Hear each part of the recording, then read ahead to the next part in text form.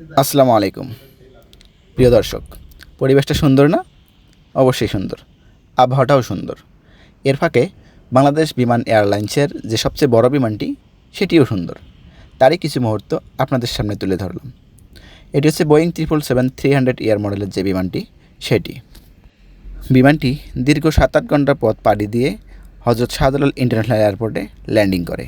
Landing করার পর boarding ব্রিজে এসে যাত্রী এবং মালামাল আনলোড করার পরে হ্যাঙ্গারের সামনে নিয়ে আসা হয় ক্লান্তি দূর করার জন্য, এবং সেখানে বিভিন্ন বিষয়াদি পর্যবেক্ষণ করার পরে বিমানটিকে আবার প্রস্তুত করা হয় টেক অফের জন্য।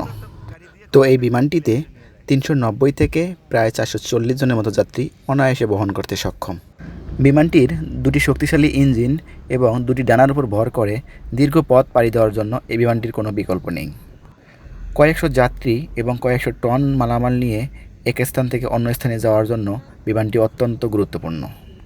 জ্বালানি সাশ্রয়ী এবং আরামদায়ক ভ্রমণের জন্য এই বিমানটি বেছে নিতে পারেন।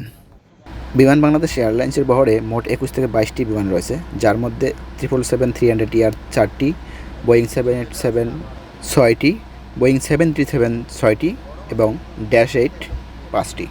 এই মোট বিমানগুলো। তো ভিডিওটি ভালো লাগলে অবশ্যই চ্যানেলটি সাবস্ক্রাইব করে পাশে থাকবেন। ধন্যবাদ সবাইকে।